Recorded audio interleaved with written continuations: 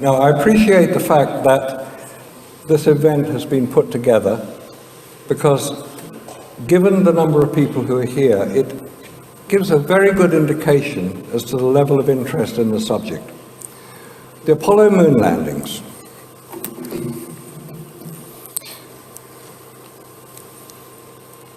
Is it fact or is it fiction? What we're going to be looking at here are some of the anomalies, the inconsistencies, and the unexplained details. And there are, believe it or not, a great many of them. But it happened. National Geographic, the world's top-selling magazine at the time, this is from December 1969, wouldn't publish fake pictures, would they? 20 million people bought National Geographic. We say bought Nexus, but bought National Geographic. At the time, they've been caught out many times. We're going to look at some of these pictures, but this is where the whole story ended. Man on the moon. And we believed it. We had no reason not to. We'd seen it live on television, which is one of the most remarkable achievements in scientific history, to transmit live television pictures 240,000 miles and get them picked up and transmitted around the world live. Has it ever happened since? No, it hasn't. If there are any TV or radio engineers, they will know the power required to transmit a television or radio signal, and it's measured in kilowatts, i.e. thousands of watts. Not the power that was carried on Apollo, which was 3 at the most kilowatts. Anyway, this is where it began. Nikita Khrushchev on the right, Yuri Gagarin, who we're told was the first man to orbit the Earth. There's a doubt about that, but I won't go into that now, because there's a lot of doubts about some of the Russian achievements in space. Anyway, he was recognized as being the first man to orbit the Earth, and he was feted around the world. Well, it's not generally known, because a lot of this information you've got to dig out, you've got to find where it is and put it all together. I've spent the last 20-odd years trying to do this. What is not generally known is that the week before Gagarin's flight, which was April the 14th, 1961, another flight had taken place, and it was reported by Bruce Jock Gardine, who was the Moscow correspondent for the Daily Worker, and a stringer for various other newspapers. There were various reports of another flight which took place. And the person on that flight, the earlier flight to Gagarin, was the logical choice for the Soviet Union, as it was then, to make. His name was Vladimir Ilyushin. He was the son of the aircraft designer, a test pilot, an extremely competent flyer. Unfortunately, his craft came down in China. It missed Russia. It's very difficult to miss Russia. It's the biggest country on the planet. He was badly injured. He recuperated in China, and he was returned to Russia about 6 months later. How do we know this? When Gagarin, allegedly the first man, orbited the Earth, he went on a world tour to promote the whole of Soviet achievements. And the diplomatic circuit, one group of people did not attend any reception. That was the Chinese. Did they know something that is not generally known? Right. 6 weeks after Gagarin's flight, President John Kennedy, stands up in the Joint House of Congress and makes his famous speech, "We will land a man on the moon before the decade is out and return him safely to the Earth." 3 weeks earlier to that was the Bay of Pigs fiasco. Kennedy was by this time a marked man in intelligence circles. So what else was going on? You have to view this in the context of its time. Project Apollo, 1961 to 72, or 75 in some cases, where the Apollo-Soyuz link-up happened. There's a great deal else going on. The Cold War, the space race, the Cuban Missile Crisis in October 62, when the world was going to end. We'll not get into the whole business of nuclear explosions, which can't just take place any old where. They have to be properly targeted, but that's another story. Kennedy was assassinated. The Vietnam War was ramping up. Kennedy was trying to withdraw American troops from Vietnam. President Johnson, within a year of Kennedy's death, had increased their number by 10 times. By the time they withdrew from Vietnam in 1974, 58,000 Americans were dead, alongside 3 million Vietnamese. That is the price we pay in this world for incompetence. The student riots against the Vietnam War, people were literally being killed in the street because they were protesting. It was very, very violent times. Robert Kennedy was assassinated, Martin Luther King was assassinated. America was falling apart. It needed a distraction. Here was the distraction. Land a man on the moon before the decade is out. Wonderful. Kennedy, by this time, was now dead, so America had to fulfill their president's challenge. America, a very can-do nation, they decide to put their mind to something, they will achieve it. Or if they can't achieve it, they will make it appear that it has been achieved.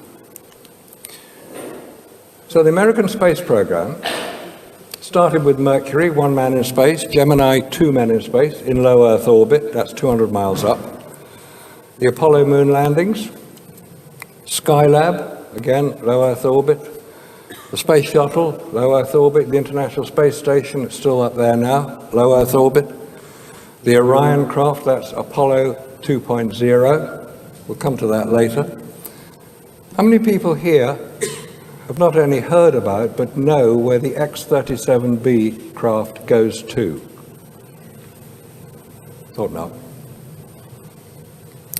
Its last mission lasted 712 days. That's the X-37B. It looks like a small version of the Space Shuttle.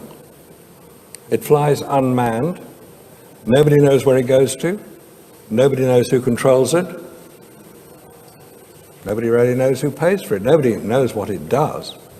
But 712 days in space, that was the 4th mission. The 3rd one was 515 days. So let's not have any more stories about you can't keep secrets. Nobody knows what the X-37B does. It's secret. The secret is kept. If people are charged with keeping a secret in the interests of national security, they keep it because they're honorable people. If they agree to do something, they will do it. Now, if you're going to fly to the moon, you need a bit of kit to do it in. The first piece of kit you need is a rocket. We know those exist. 360 foot high, the Saturn V rockets. You need a lander to land on the moon. You need a spacecraft to get from Earth to the moon. It's not very far, you can see the moon.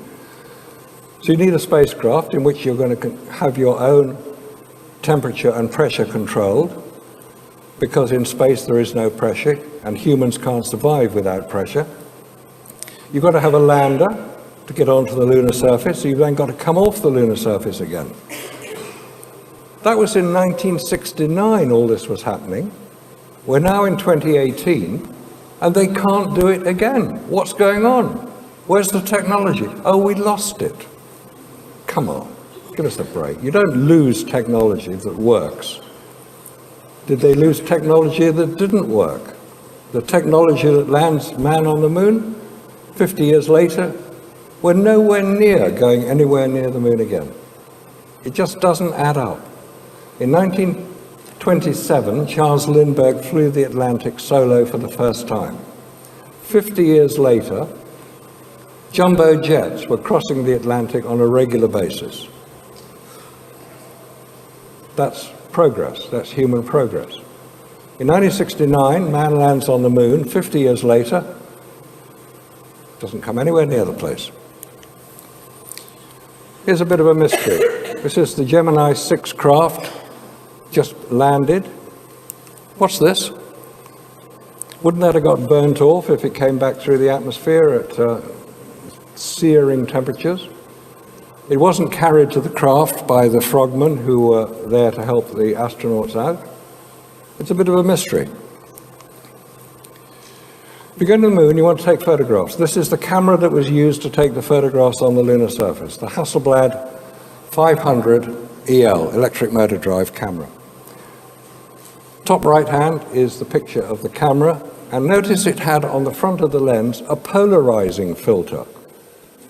You can't use a polarizing filter without a viewfinder to see if you've got it lined correctly. But they didn't have a viewfinder on this camera. The middle picture is the camera you can go into a shop today and buy. Hasselblad are very, very good cameras. It's mainly the lens that is so good. On the left is Neil Armstrong with his camera attached to his chest, and on the right is Alan Shepard, similarly equipped. There's no viewfinder on this camera, because if you're wearing a spacesuit, and if you go outside here into the hall, you'll see a very good representation of an Apollo spacesuit. If your camera is attached to your chest, which they were, you can't put your head anywhere near the viewfinder, so you can't use it, so they took it away. So there's no mirror, which is the thing you hear when you take a picture, it goes up and down, clicks. It's got a shutter on the front of the camera, shutter button on the front of the camera. You can't see it from inside the spacesuit, and the only way you can see if you've taken a photograph is with a little dial. Top left, there are 3 dials. The one that counts the number of pictures is the middle one. But you can't see that from inside your spacesuit either. But we'll see some of these fantastically brilliant, iconic photographs that this camera and the people operating it took shortly. This was a replica of the Lunar Hasselblad camera, which was borrowed by a television company who I was being interviewed for a few years back. So I took the opportunity to photograph it. Very few people have actually seen this camera. It's no secret. Hasselblad UK have got it there. They'll lend it to you if you ask them very nicely. Bottom left-hand picture, the black square on the front of the camera is the shutter button. And on the right, bottom right, is showing the dials which tell you if you've taken a picture. Left-hand picture is what an astronaut would see from inside his spacesuit. There's no exposure meter on this camera. You've got a little chart on the top of the camera that tells you where the sun is and what the shutter speed, the aperture. This may all sound extraordinarily antiquated because we're all used to digital cameras. This is 20th century. This is a film camera. Film takes photographs, it records images very differently from digital images. That's a key point to know. On the left, the 2 pictures, one is photographed, the top picture is photographed at eye level, eye up here, and the bottom picture is taken with the camera at chest level. The point of those pictures is to show the relative position of, in this case, a fence behind. The higher you are, the higher will be the horizon in the picture. It's a matter of optics. It happens on the moon, it happens on Earth, probably happen on Jupiter and Saturn and Uranus when we get there. But on the moon and on Earth, the lower the camera position will be, the lower will be the horizon. It's a key point. We'll come back to that later. If you're going to go to the moon, you may as well practice. And this is what they did. They built models. Bottom left picture are various scale models of the lunar surface with a camera track. Anybody who's worked with film will recognize that as a tracking camera position. Very logical. You set the camera going at one end and you bring it towards the surface of the moon, so you've then got a film which you can project outside your simulator to show an astronaut what it would look like as he approaches the lunar surface. Of course you're going to do that. That's what they do when they train airline pilots. Airline pilots will be able to land at Heathrow because they can see what they assume is Heathrow outside their window. It's film. This is normal simulator position. On the right-hand side, top right, very detailed pictures were taken of the lunar surface by the Lunar Orbiter craft, and they were recreated on a very large-scale model of the moon. The middle right-hand picture is the moon before it became a large model. There's nothing secret about any of this. Forget Area 51, forget some secret studio in Nevada or Arizona or wherever they have. There's nothing secret about any of this. This was all being filmed. A lot of people knew it was happening. There's nothing unusual about it. If anybody wants to go to Langley, Virginia, you can still see this contraption today. It's about 400 foot long, 200 foot high, and it was designed, Langley, interestingly enough, is relatively close to the CIA headquarters. Bottom left shows what would happen if you remove 5/6 of the weight of the lunar lander in this case, so you could simulate landing on the lunar surface. Again, no secret about any of it. All right, let's go off to the moon. This is a famous Saturn V rocket, designed it looks rather like a V2 rocket, because it was designed by the same man, Werner von Braun, who was a SS major. He brought with him a lot of his technical staff. Hermann Oberth was one. There were a lot of Germans who worked for it. There's nothing wrong with the Germans working for it, but let's not hide the fact that they were Nazis. 360 foot high, 99% of the weight of 3,000 tons is fuel.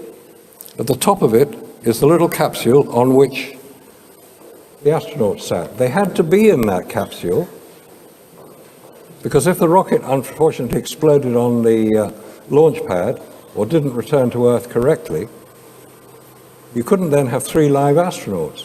That was the premise of the film Capricorn 1.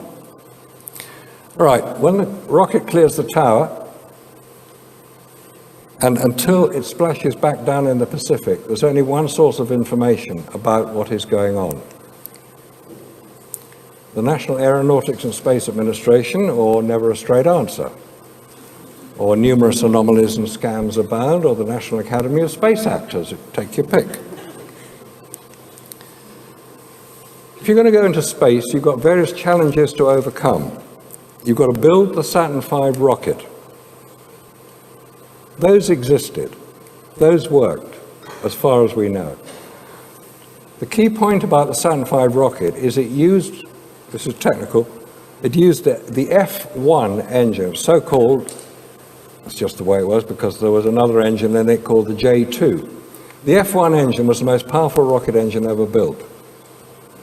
It's not even being considered for the Space Launch System, which is the new system, because guess what? America has to buy its rocket engines from Russia. They don't even have the technology to build, let alone test, rocket engines. But they worked on the Saturn V rocket. So why did they then, when they built the space shuttle, have to go a completely new set of engines?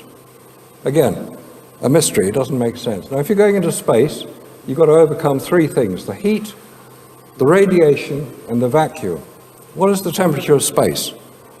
Space has no temperature. There's nothing in space to have a temperature until you put it there, like a spacecraft, or the Earth, or the Moon. Then it will have a temperature.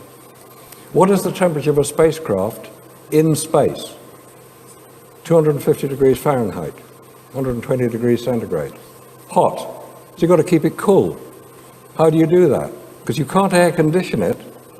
There's nowhere to dump the heat. Space is a vacuum. It's a very good insulator.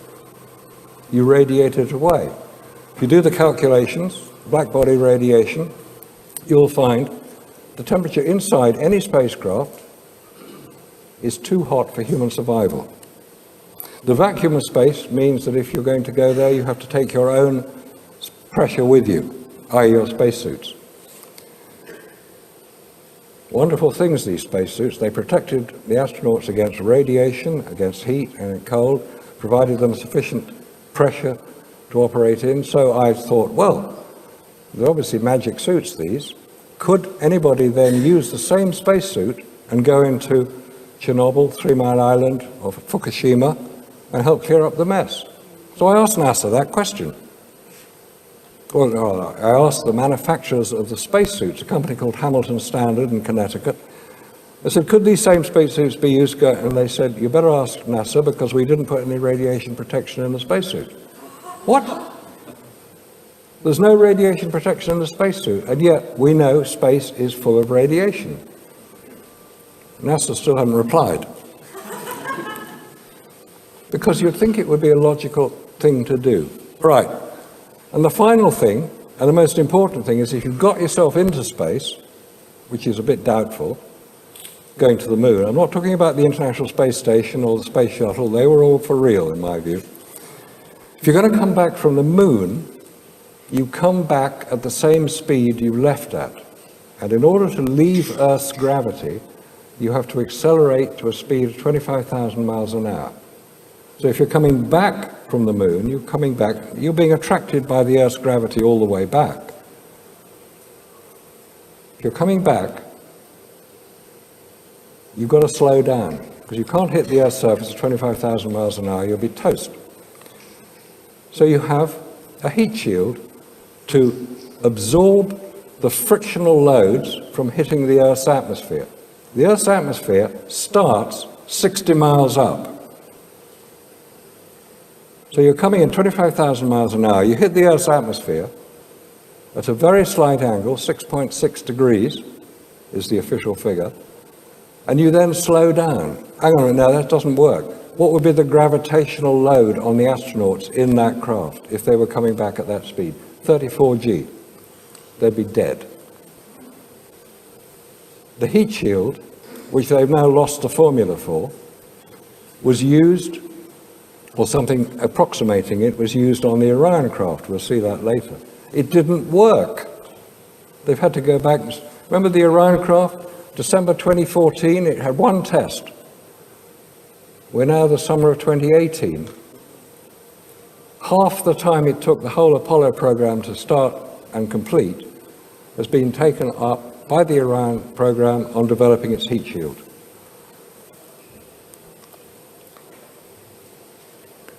The radiation in space is severe. If we didn't have the protection that we do on Earth, the Van Allen radiation belts, which are held in place around the Earth by the Earth's magnetic field, deflecting radiation generated by the sun, solar particle events, deep space, galactic cosmic rays. If we didn't have that, this wouldn't be a habitable planet. We wouldn't be able to survive. We're not designed to survive in radiation. Let's get to the moon. Great photograph that. It's supposed to be the photograph which started the whole ecology movement, the whole movement of protect the Earth. We saw it for the first time for what it really is, a beautiful place floating in this inky blackness of space. So let's protect it. It's fair enough. But was that photograph taken from lunar orbit, which is what we're told? Because here's the craft they were supposed to be flying in. This is the interior of the lunar lander. Notice the controls. You may recall, if you studied it as obsessively as I have and as other people have, there was an alarm went off as they were descending. This is Apollo 11, Armstrong, Aldrin, Collins was still orbiting the moon in his lunar command module. Armstrong had to take over manual control of the landing of the spacecraft. There had been an alarm, 1202 alarm, which is actually a radar overread. And here are our heroes, Armstrong on the right, Aldrin on the left. And that was the control panel. Okay. If you remember, there was a fairly well-known piece of film, which is a commentary. The voice you hear is Aldrin reading out feet down, feet across, so that Armstrong could ensure that he had control of the craft. How could you hear what he was saying? There's a 10,000-pound thrust rocket 3 foot below them, slowing them down. There are 4 adjusting rockets alongside them. Ah, they're wearing their spacesuits. Of course you can hear them. Really? Would you operate a computer keyboard, which Armstrong is doing, between the two of them? There's a computer keyboard into which he had to enter numbers and various commands, because he was doing this manually. Would you operate a computer keyboard with armored gauntlets, because you can't wear half a spacesuit, you've got to wear the whole thing, gloves, helmet and boots. The gloves are armored. They're pressurized. Would you operate a computer keyboard with those conditions if your life depended on it, which theirs did? I think not. Anyway, they got to the moon, so this is the circular argument. Well, of course they got to the moon. We got the photographs to prove it. You just go and ask them. They'll tell you we got to the moon. This is what it looked like.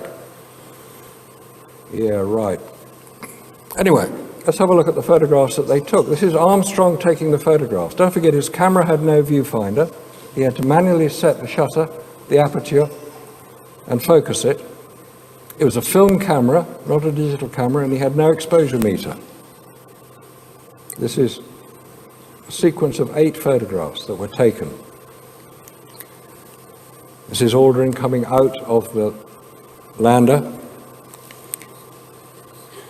Armstrong got bored watching him do it, so he decided to photograph the rubbish bag underneath the craft. And he wasn't helping him, obviously. Aldrin might have slipped. No, let's photograph one of the landing pads, which they had to do to make sure it wasn't damaged when they landed. They're quite what they'd have done if it had been, nobody tells us. Oh, he's come down a bit further. This is the most ridiculous photograph I have ever seen that is portrayed as being a true record of man on the lunar surface. Forget it. All right, here you are, on top of your garage. You just cleaned the roof, cleaned the gutter. You're 10 foot off the ground, and you've got to come down a ladder.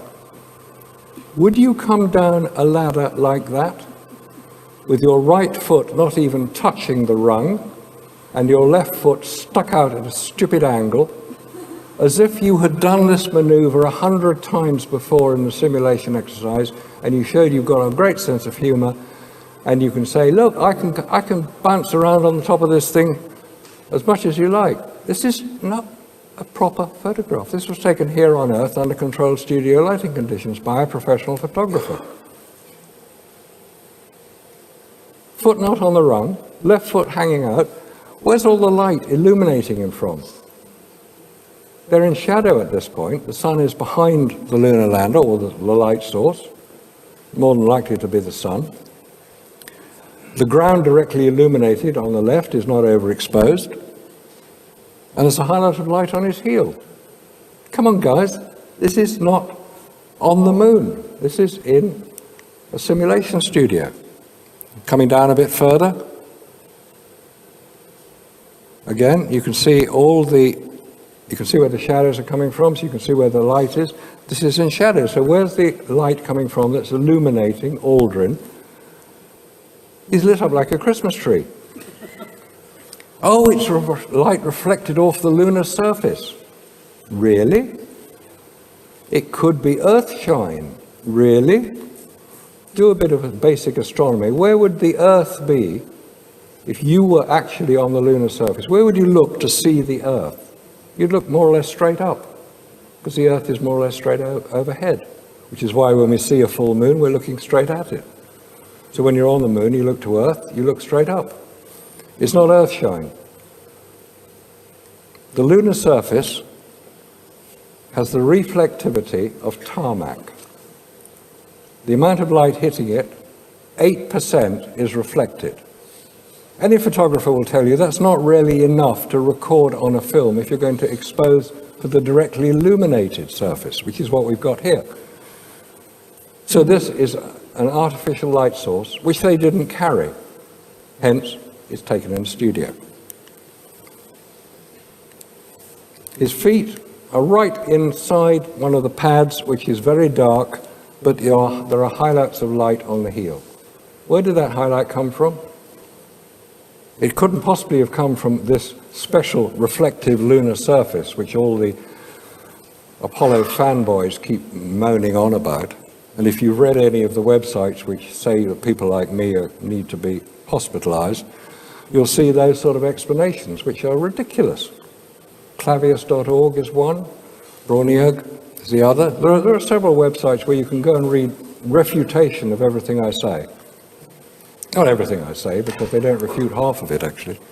Those are the 8 pictures in sequence. And any photographer who's used a camera and had a contact sheet, for those who are not familiar with the term, a contact sheet was you take the whole row of negatives that you've just exposed in your camera, and you print them on one sheet of paper so you can see the sequence in which you took them.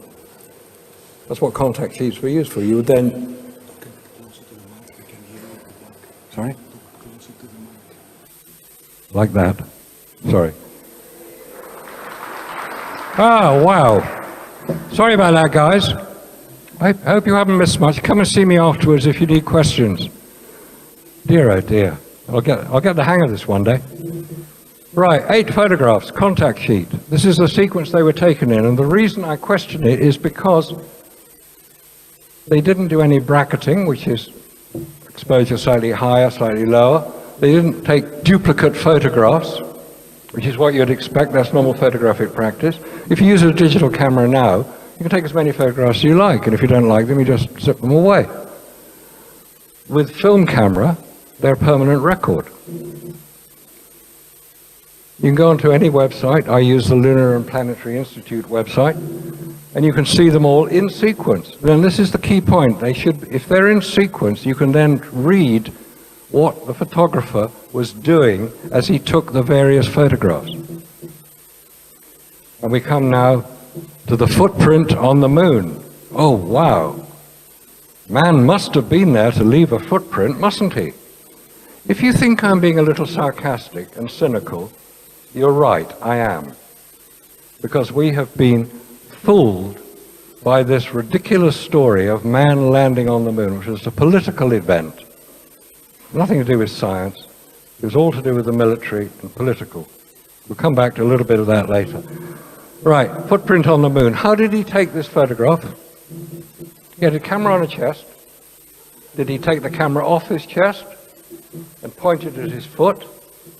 How did he know it was in focus? How did he know it was the right exposure? And he took one picture. Forget it. On the moon, or assuming that this is the moon, on the moon, particles of lunar surface will not adhere to anything that has arrived from Earth.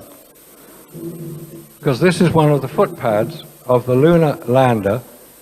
When you heard the Aldrin saying, kicking up some dust, you'd expect it to be flying around all over the place, but it hasn't landed in the pad, which is a bit odd.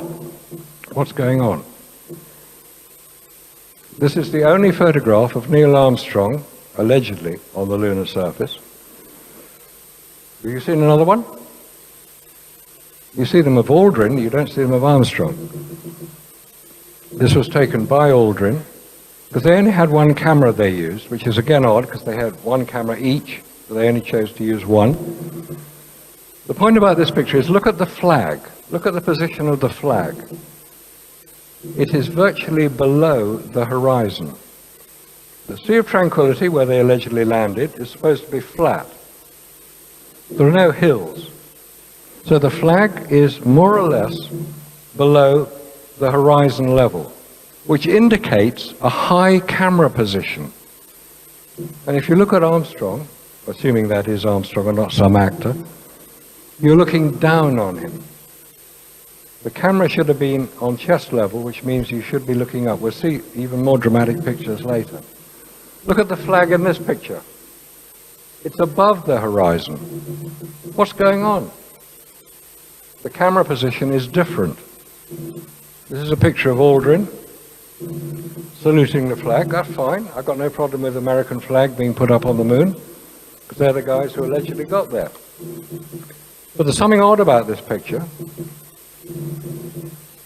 It's the one-legged astronaut. You've got a footprint going in one direction, but there's nothing in front of it or behind it. Bit of a mystery, that.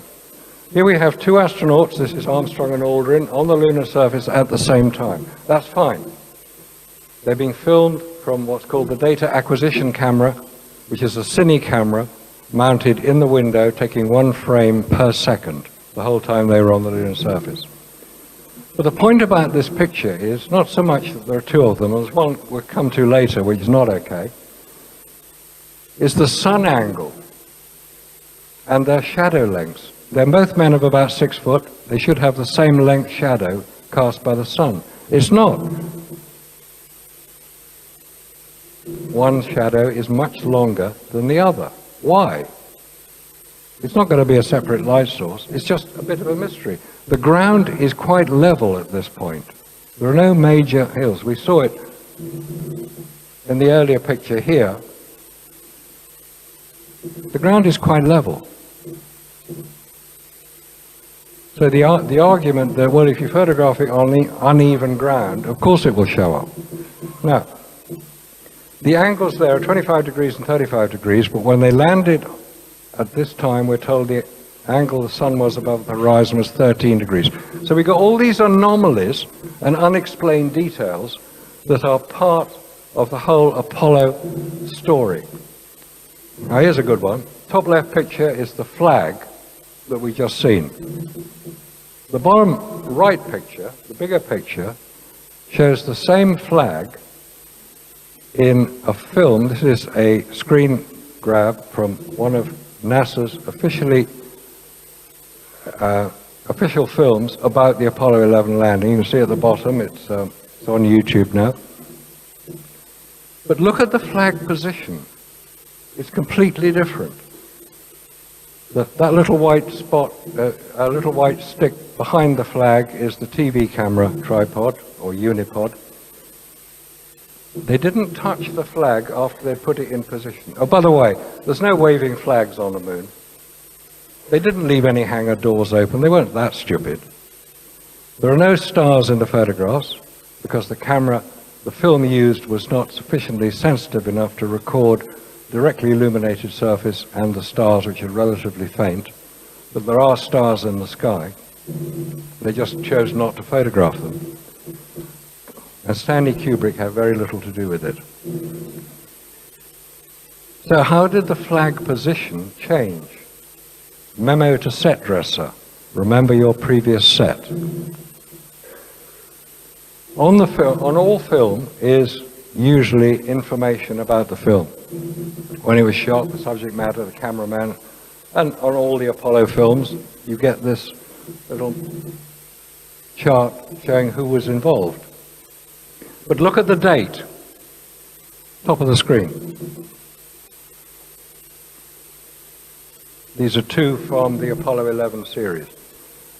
11th of July is 5 days before the official launch of Apollo 11. Launched on July the 16th. Did they shoot everything before they left? That's what it appears. The photographer here is a chap called Gynes. He did work for NASA until about 10 years ago. There is an inspector, photographic inspector called Jones. So you've got all these anomalies which don't add up to the truth. They add up to disinformation. Camera position again. Where's the camera position here? It's above the astronaut. What on earth is going on in those two lights on the left? There is lens flare. In the center of the picture is the shape of the Hasselblad shutter, which is inside the lens. And you do get lens flare of that shape, but you don't get highlights of light and enormous great sort of streaks in the background unless they just didn't airbrush out all the warehouse in which they shot it. Here we have Man on the Moon, one of those iconic photographs that we're all told is evidence of man's great ability to travel in space and survive. Oh, wonderful. Wow. Isn't it great? When I first started doing this investigation, this was the only piece of information I could find. I had to go and get a postcard of the Apollo photographs, because they didn't have the internet back in those days, early 90s.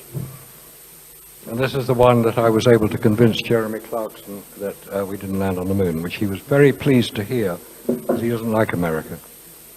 Well, that's what he said anyway.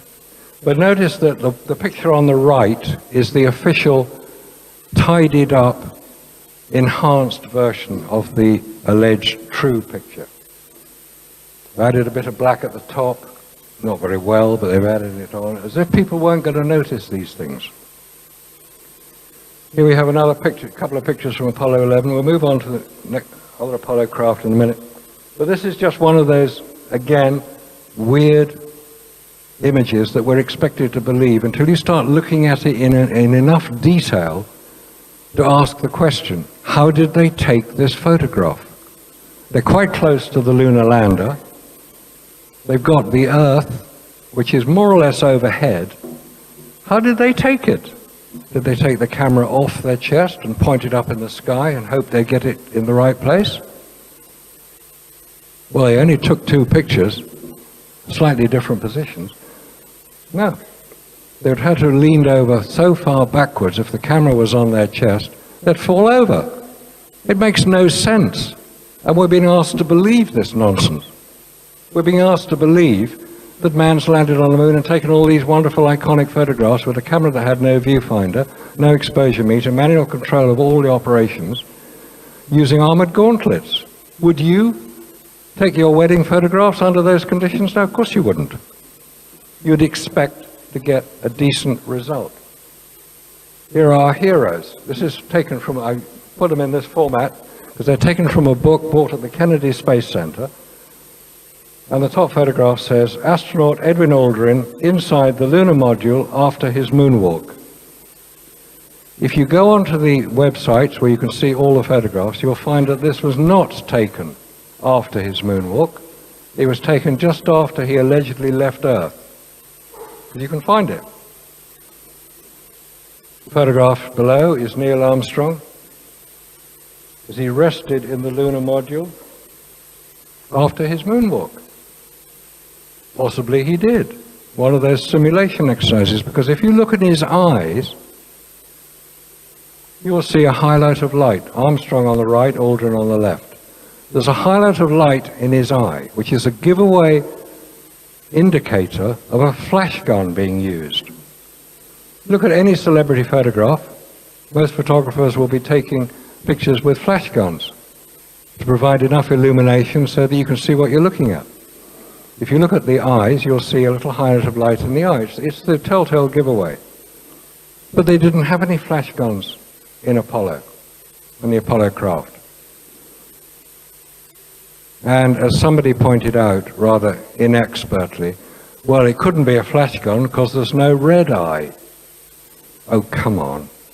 You get red eye when the flash gun on your camera is so close to the lens that it is reflected back off the retina in the eye, hence red eye. If you have a flash gun, it's mounted above the camera, so it will avoid red eye. So these were taken during the training and simulation exercises. Anybody say different? Now, let's move on to Apollo 12 and some of the rather poor retouching that these guys managed to do. If you enhance the picture, which we've now got the ability to do, we can take pictures and enhance them and look into some of the detail which has been obliterated. And here we have a rather poor attempt at what's called retouching. I block out the bits you don't want people to see and make it all black. Here's another sequence of 8 photographs taken on Apollo 12. Again, in sequence. 2 photographs of the same astronaut, in this case Al Bean, but look at the horizon. It's completely different. As if they were taken from different camera positions, which they were. The top picture you're looking down on him, the bottom picture you're looking more as if you were taking a picture with a camera at chest level. When you start looking into some of the detail of it, all Apollo photographs had little crosshairs on them. This is just a screen inside the camera. We never really worked out why they had to have it. It's supposed to be to do with measurement of distance. It's helpful in that it tells you can see which photographs were taken with cameras allegedly on the lunar surface. In the visor, you see that his hand is fairly well below the camera. He may have been using his pistol grip, which they all had. But again, a different position. Now, if you look in the visor here, what are those lights? Where are they? What's all that about? Is it reflections off the visor? There are only 3 surfaces inside the visor, the gold one, the clear one, and the protective one. So how come you got 6 lights? Was it E.T. flying past saying, what on earth are these guys doing here? Who gave them permission to land? Tell them to get off. It's a more likely story than whatever that's supposed to be. Right. Again, if you start looking into detail, you'll find that those two little red circles at the top indicate crosshairs which shouldn't be there. So, being double exposures being made, there's all sorts of manipulation going on. Before we get these are the official NASA images. Light seems to travel in very odd directions on the moon. I'm not saying there are two light sources, because then you get different shadows as well. But how come you've got the photographer with the sun behind him, and this Surveyor 3 craft with the shadow at a completely different angle? You'd expect it to be at least similar position, but it's not. And then we have this ridiculous photograph. The sun is behind the photographer, so what's it doing illuminating a rock with an angle at right angle degrees? The shadow at right angle degrees. Again, anomaly, a mystery. Right, here we have one of those great iconic photographs, lunar lander on the moon. Where did all the light come from in the front of the craft, which is in shadow? Oh, it's reflected off this special lunar surface, which nobody's ever seemed to duplicate. You can buy lunar simulant material, which is what Tom Hanks did when he made From the Earth to the Moon mini-series. And when anybody tries to photograph the moon, they go to a company called Orbitech, and you can buy it by the kilo. It costs $30 a kilo. You can get simulated Martian soil. You can get it from anywhere. How do we know it's anywhere near the same? How do we know they're not using it here? Right, here we have one of the great ridiculous pictures of all time. We've seen quite a few of them already. We flip this one over for this reason, that this is Apollo 14, where Alan Shepard, who was the commander. Oh, by the way, the commander of the mission, in this case Alan Shepard, could land the craft. But Ed Mitchell couldn't, because he hadn't been trained to. Buzz Aldrin hadn't been trained to. Al Bean hadn't been trained to. Would you fly in an aircraft that only had a pilot who could land the plane? Because what would happen if the pilot got incapacitated? You'd hope the co-pilot at least could land the damn thing, because he'd been trained to do so. On Apollo, no, only one person could land it. Ridiculous. Right. Alan Shepard took a golf ball onto the moon, and in his autobiography called Moonshot, yeah, get it? Moonshot, golf ball, was this picture. Here he is with his golf club, and there on the top right is the golf ball flying off into the distance, and there's Ed Mitchell, and there's the craft. And I use that picture because you'll notice on the right-hand side there's what looks like a checkerboard object up against the leg of the lander, which has the ladder on it. And in this picture, you'll see the same checkerboard object, but it's the same image that was used. This is 5 different images. And for many years, this picture was displayed in the Kennedy Space Center in pride of place until we challenged NASA to prove how it was made, because it wasn't labeled a composite, which is what it is. They took it down. That is the video still from the same scene. This is what they tried to recreate. But the picture is photographs, because it's got crosshairs in it. Moving on to Apollo 13. Should we just cover just Apollo 13? Was a complete sham.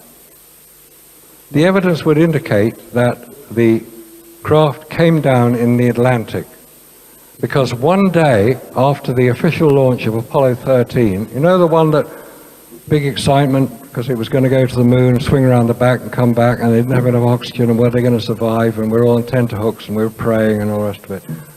Rubbish. 24 hours after launch, the Russians collected from the Atlantic Apollo command module. They took it back to Murmansk and handed it over to America on what's called it was a Coast Guard cutter called the South Wind, which visited Murmansk in 1970. You can check it all out. It's all documented. This Apollo command module is photographed on the deck of the South Wind. Well, Apollo 15 landed at the Hadley Rill. This is this little strange channel, which we're told is a collapsed volcanic tube. Well, seeing as we've had no volcanoes on the moon that anybody's ever seen or identified, we don't quite know what it is. I think they had a load of JCBs up there and dug a big trench. But this is what it looked like from the ground. This is the landing site, and behind it is Mount Hadley Delta, 13,000 foot high. About 2.5 miles, allegedly, above the lunar surface. If we look at a similar image on Earth, this is what we get when we look at Everest and Everest Base Camp.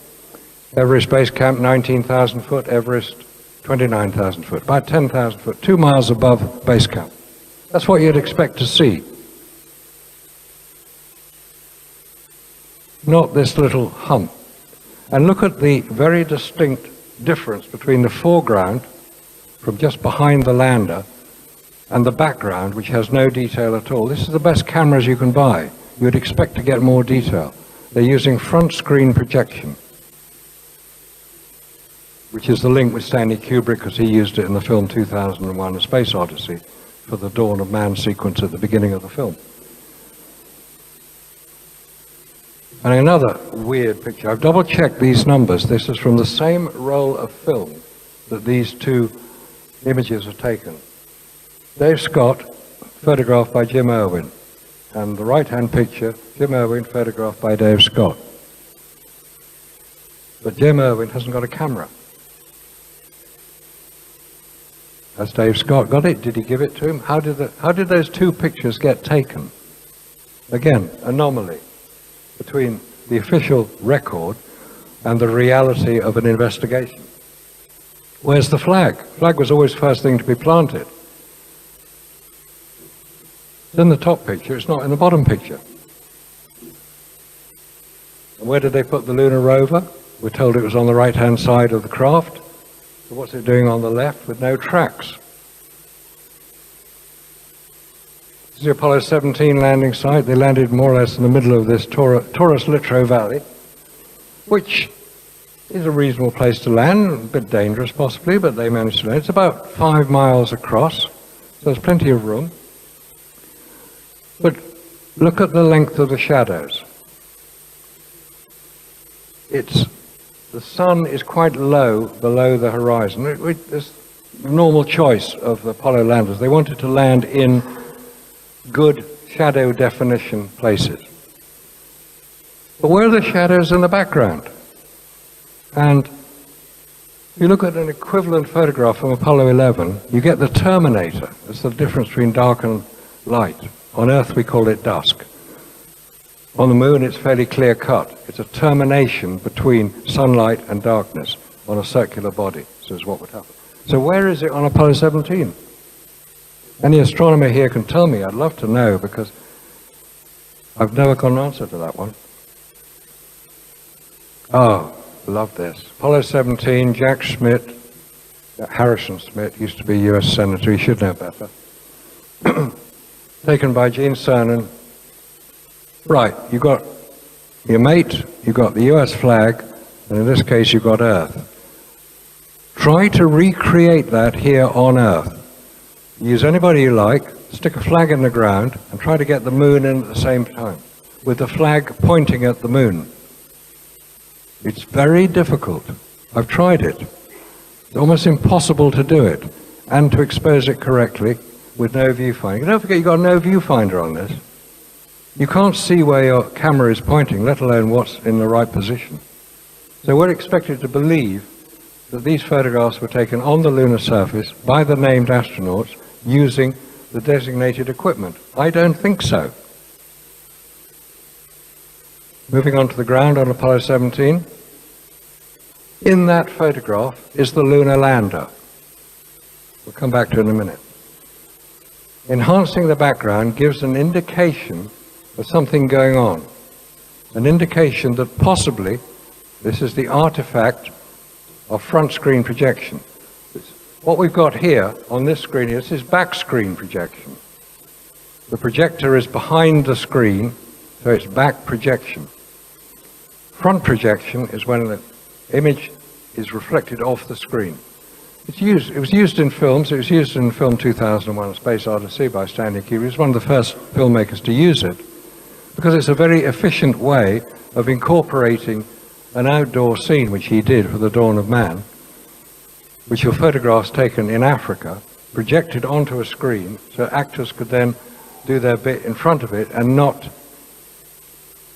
cast shadows onto the screen because of the position of the camera and the screen and the projector itself. It's a very clever system, and it worked very well. Okay, in that picture is the lunar lander. A bit hard to see it, but it is there. Let's enlarge it. It's a long, long way away.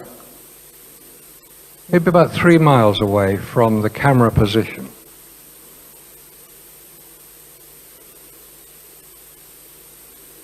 This takes a bit of reading. The center picture is the one we just looked at.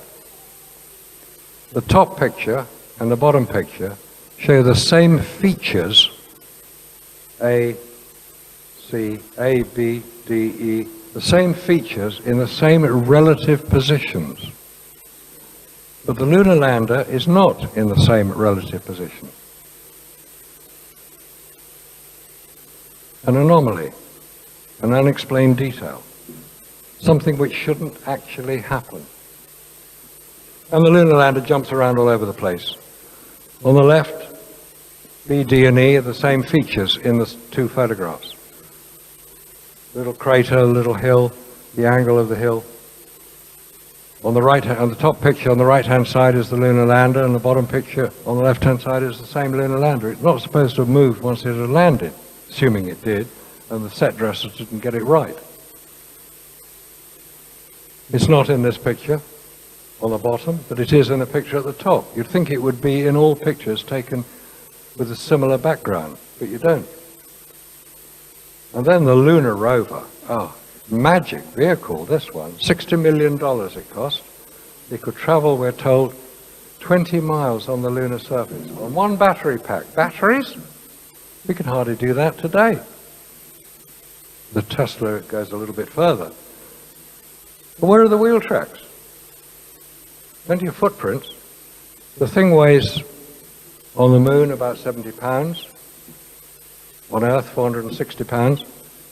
You expect it to leave some sort of track, and you see lots of pictures where it does leave tracks.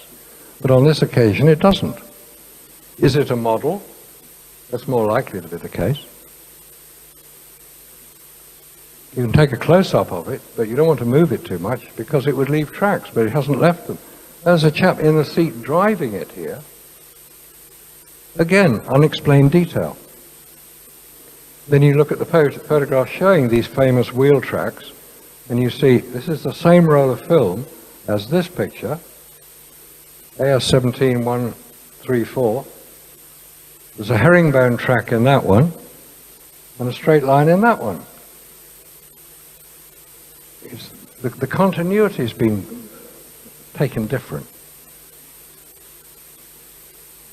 Ah, here we go. We're gonna blast off from the lunar surface. Top left, the two halves of the lunar lander will separate. Explosive bolts will fire to sever all the connections between the top part where the astronauts are and the bottom part where all the engine is and the fuel. If those explosive bolts don't fire absolutely at the right time, the correct time, that they all fire at the same time, the craft's going to go spinning off. But it didn't. It jumps up as if it's on a bungee rope. It's using the same fuel as the space shuttle, bottom left, where you see when the shuttle maneuvering systems fire, you see a flame and you see exhaust, but you don't on the lunar lander. The bottom right picture, there is nowhere for the exhaust of this rocket to go. That's not a hole in the middle, there's just an indentation where the skirt of the rocket engine sat. There's nowhere for the exhaust to go. Why weren't they fried? This is 4,500 pounds of thrust, this rocket. It's not a firecracker. This is a major piece of kit. And they're expecting us to believe that this happened 6 times with no failures, no fried astronauts. Everybody returned safely. Because if you're going to come back to Earth, you've got to have a heat shield. This is the only photograph of Earth that I've ever found. Everything else has been a computer-generated image. And you can always tell this. It's the most frequently used image of Earth, and it shows above the Sudan a little triangle of cloud. Every time you see a photograph of Earth, it's more likely the one you're going to see. So when you come back to Earth, you need a heat shield. This is made of a ablative material. Ablative material is when it gets hot, it will basically destroy itself and protect the inhabitants of, in this case, the craft, from the heat. Because they've only got 60 miles to slow down. There are 2 types of entry that you can have. One is called direct entry, which is where you come straight in and slow down very, very fast indeed. And when you get down to about 3 miles, you open your parachutes and you come into the Pacific. The other entry, which is what the Russians use, is called skip entry, where you come into the atmosphere and you bounce off it. And then you come back in again at a slower speed. That is a much more realistic entry. But Apollo didn't do that, despite what people have tried to claim differently. There are people now who will claim that, oh, Apollo used skip re-entry. No, they didn't. They used direct entry, which would kill virtually anybody anywhere near it. So, the objections to all I've been saying, why didn't the Russians blow the whistle? What about the moon rocks? There's plenty of those. They can only have got those from the moon because we know that they're from the moon. And these reflectors you can bounce laser beams off. Well, they could only have been put there by astronauts because they have to be specially angled to the correct position. Okay, let's have a look at some of it.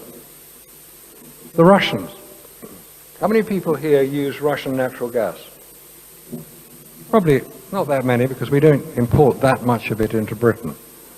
We bring it in from Qatar and from Norway. However, in September 1968, an agreement was signed between the then Soviet Union and the governments of West Germany, Austria, and Italy to import Russian natural gas. Russia has very few natural resources, with the exception of natural gas, which is their main export market. They signed this agreement to the supply of natural gas into West Germany, Italy, and Austria. If Russia thought that America was trying to do some stupid little stunt on the moon, well, they could let them get on with it, because they had far more important matters to deal with in the survival of their country through the sale of natural gas. The deal is called pipes for gas. West Germany built the pipes, 2,000 kilometers of it. Russia supplied the gas. And Rolls-Royce supplied the compressors, because you can't just stick a pipeline into a gas field. You have to drive it down the pipeline. Hence you need a compressor. It was big business. They weren't going to make a fuss about it. But anyway, they knew enough about Russia's falsification of the Gagarin story to know that which had been tracked and they had lost astronauts. Gagarin was the first one to land successfully and safely.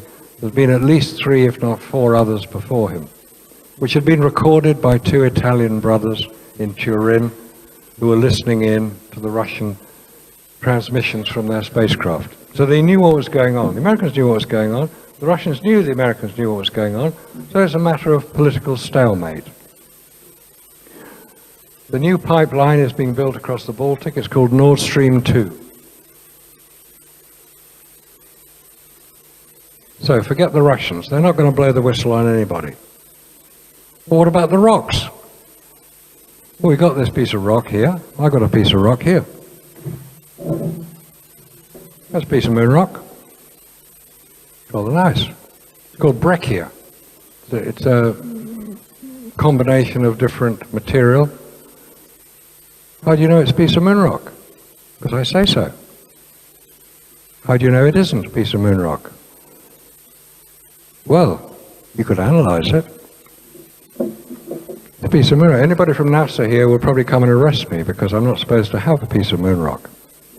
Well, that's another story. It was all stolen about 15 years ago. They got it back. The guy who stole it got 8 years in jail.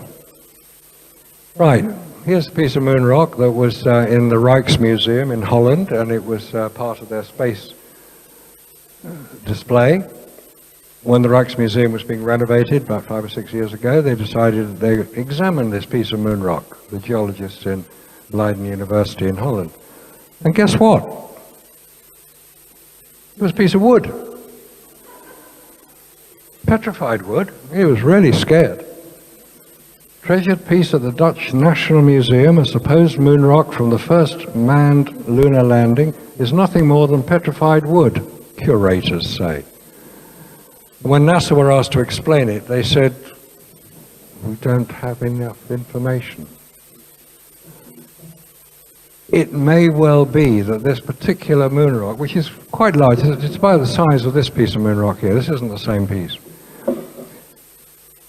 When moon rock was supplied to virtually all nations around the world and all American states by NASA to commemorate their great achievement, they didn't supply what you'd think would be something like that. That's a piece of moon rock. Something large, something you can touch, see, weigh, measure, examine. No, they supplied tiny little grains of dust encapsulated in plastic, plastic display case, as if that is supposed to account for and explain the whole Apollo mission. So it was a piece of moon rock, but it wasn't. It was a piece of petrified wood. So what else have they falsified? Ah, you say, no, they photographed the Apollo landers on the lunar surface. Here we have Apollo 11, 15, 16, 17, and 14 on the lower picture. Wow, this is fantastic. What a great achievement. This is something we can now all dismiss, these crazed conspiracy theorists who claim we didn't land on the moon because the evidence doesn't support it. Because we've got the evidence that they did. No, they didn't. They're still lying to us. And I've heard of Photoshop too. In order to show anything, you need a whacking great arrow pointing at basically a white blob and a little black mark. But no, if you enlarge Apollo 12, you can see the footprints.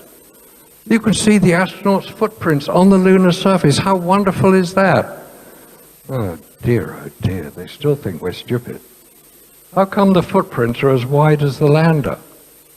This must be a giant that landed on the moon. If your footprints are the same width as the lander, which is 20 foot wide, he's a big lad. So the Intrepid descent stage, that is the lander. Surveyor 3 is the unmanned craft we saw in an earlier picture. All you can see is a little white blob. Let's have a look at an aerial photograph. This is the London Eye, photographed 10 years ago by satellite, 400 miles above the Earth's surface. And you can see on the London Eye the individual pods, and in a car park in the top left you can see individual cars. And if you really look at it, you can even see if they've got a sunroof. This is what you expect to see from a decent satellite image. Not that. This was taken 30 foot above the lunar surface by the Lunar Reconnaissance Orbiter in 2009 through the vacuum of space, which would have no discernible effect on the quality of the image. And yet we're expected to believe that that is the best that can be produced when this is also perfectly capable of being produced here on Earth. Come on, NASA, get your act together, at least use decent equipment. And why is the NASA picture in black and white when they had perfectly good color cameras. Because 60 years earlier, they were photographing the Copernicus crater, which is in the top, in the center of the moon, about slightly to the left of center. This is what you expect to see. This was taken with the unmanned lunar orbiter craft. And this, we're told, is an impact crater. No, it's not. It's not an impact crater at all. There are impact craters on the lunar surface. This isn't one of them. This is 60 miles across and 2 miles deep. That's not how impact craters work. This is an impact crater, meteor crater in Arizona. The diameter of a crater created by an impact is 8 times, the diameter is 8 times the depth. So this is about 4,000 feet across, about 500 feet deep. The Seddon crater, by the way, is what happens when you let a nuclear bomb off underground. It creates a nice deep crater. Glad they're not doing that anymore. So what we're looking at on the lunar surface is not impact craters, not the big ones. In my view, they are electrical discharge craters. By the close passage of an electrically charged body, i.e. another planet, possibly the planet Venus, which is recorded as having passed close to the moon and the Earth in historical times. Again, that's another story. But on the lunar surface, photographed by the lunar orbiter in 1966, before anybody had landed there, is this strange object. I don't know what it is. There's one at the bottom, which is a big one. There's one at the top, which is a smaller one that's traveled a bit further. They've rolled up out of the crater across the lunar surface. When NASA were asked to explain it, they said, oh, that's easy. They said, this is rocks dislodged by moonquakes. Well, if that's the case, why didn't it dislodge any of the other ones? There are plenty of rocks around.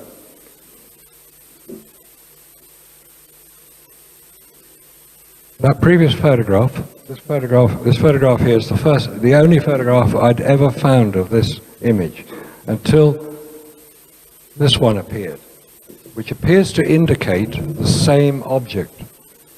But the track is slightly different. It could be the sun angle is different, but if you put them together, yeah, they do look similar. But nobody's ever tried to explain it, or nobody's ever been, I don't know what it is. Could be a rock rolling along, but a rock does not leave a track like that. If you roll a beach ball across a sand, it'll leave a track that is narrower than the diameter of the ball itself. These tracks are the same width as the object making them. So let's come back to Earth. Here we are, 25,000 miles an hour, 2,700 degrees centigrade, very, very hot. Do you think it might melt aluminium? Well, of course it'll melt aluminium. Aluminium melts at about 600 degrees. This is the Apollo 14 command module. Quite undamaged. Little bits all over it that aren't damaged at all. This is the Apollo 2.0, the Orion craft, which is covered in heat shield. The whole thing is covered in heat. Why? They're using the heat shield tiles from the space shuttle. You'd think that if it was so easy to land the Apollo craft without all these heat shield bits and pieces, that's what they'd do, but no. You go to the Science Museum in London, top left, Apollo 10 command module is on display. Bottom right is the Orion command module covered in heat shield. NASA are beginning to find that the Apollo myth that they believed for so long is actually detrimental to future space travel. And here are our heroes who look like the naughty schoolboys discovered behind a bike shed smoking fags. Come on, these are guys who've done the greatest scientific achievement, the greatest adventure in humankind, and they look completely out of it. They look bored, they look embarrassed. If you've been asked to lie to the world, you might look a bit embarrassed. Aldrin on the left, Armstrong in the middle, Collins on the right. famous question asked by Patrick Moore, who was at that press conference, could you see stars from space? Armstrong's answer was so non-committal, you have to think he wasn't there in the first place. So has anything been learnt from Apollo? Orbiting the moon with unmanned satellites appears to be simple, straightforward. That's not a problem, unmanned satellites, because you can protect the internal working of the satellite. It's called hardening against the radiation. Landing astronauts on the moon and returning them safely to the Earth, that is the really hard part. Because reaching the moon isn't actually that difficult. It's getting the astronauts back alive. That's the hard bit. So what was Apollo all about? It was occupying the high ground, demonstrating to anybody who cared to take notice, yeah, America are pretty good at occupying the high ground, which is low Earth orbit. Then you control the world. Who controls the world? I'm at astronaut 4 on this one, bottom right. Because his creator is most likely to have had a considerable hand in creating the fantasy of Apollo. That is what Walt Disney could do, create fantasy. As to who worked on the whole Apollo fantasy, there's one man that actually stands out as having credible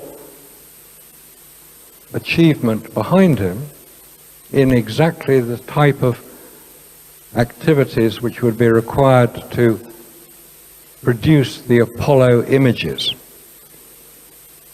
Because if you're experienced in using models, radio-controlled, motion capture, periscope cameras, i.e. you're filming miniature models which when projected onto a screen look as if they are real, there's one man who stands out above all others, and this is possibly the link with Kubrick. It's his special effects director, Douglas Trumbull.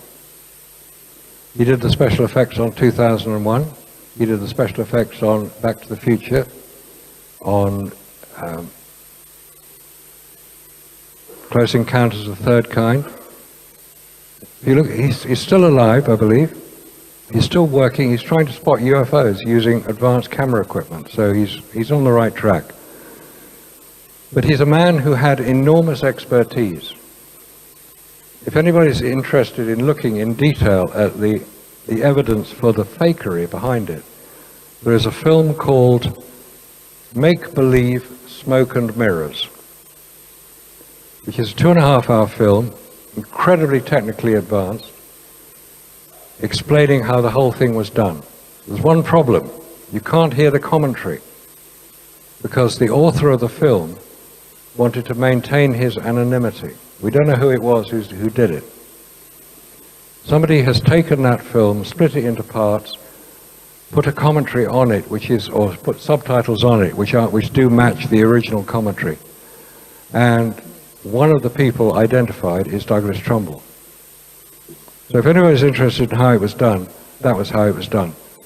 Again, nothing secret. Douglas Trumbull had a record of working for NASA, working on space programs. There are other people who've done all this investigation.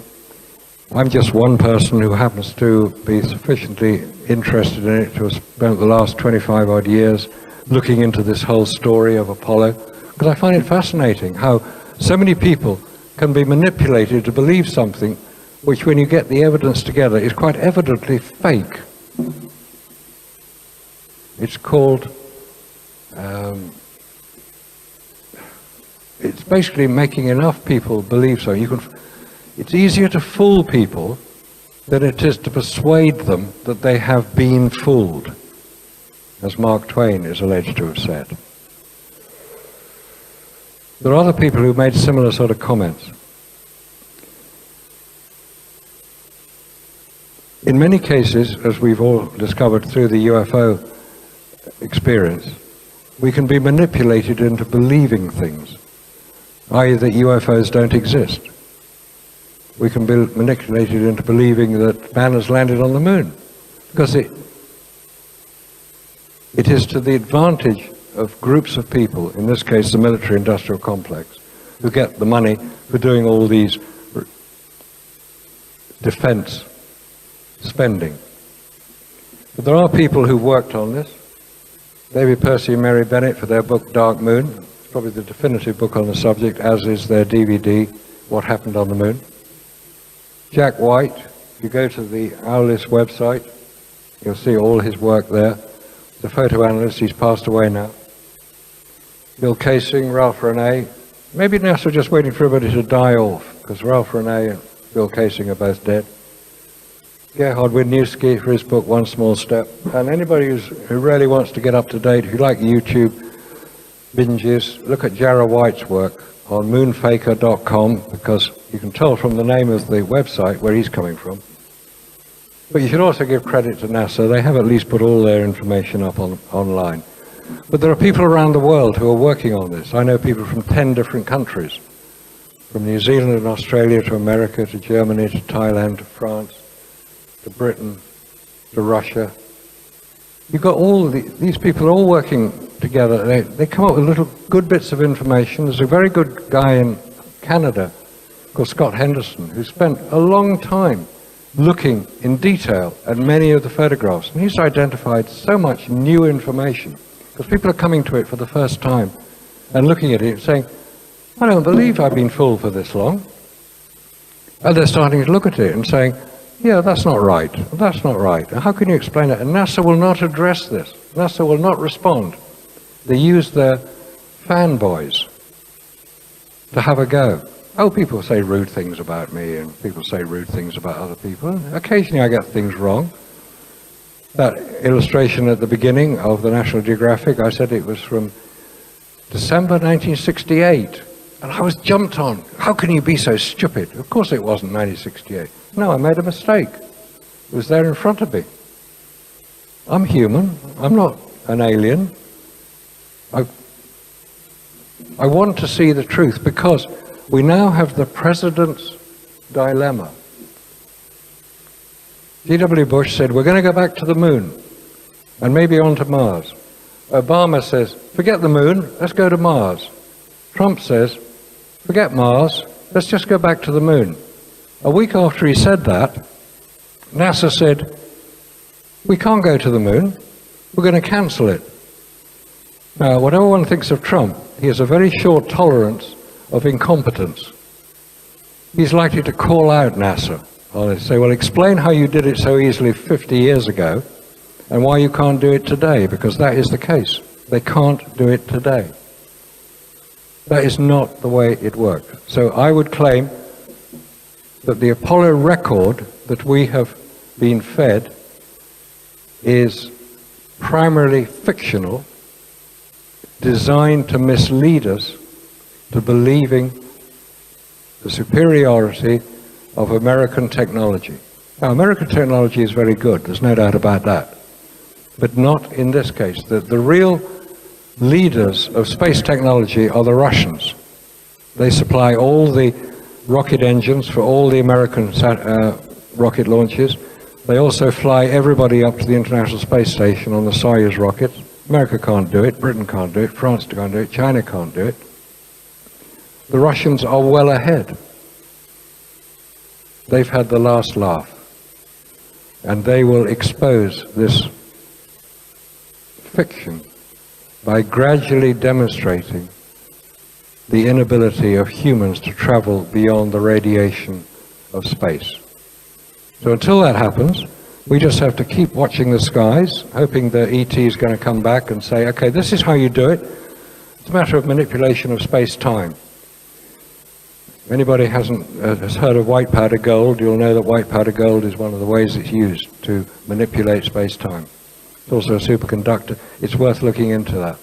We're on the verge of breakthroughs now, which is going to revolutionize space travel. But until that happens, we've got to live with the fiction of Apollo. So until we get the truth, I thank you for your attention. I thank you for your interest. I hope you found it sufficiently persuasive that you can now argue the case that nobody has landed on the moon. Until then, thank you very much.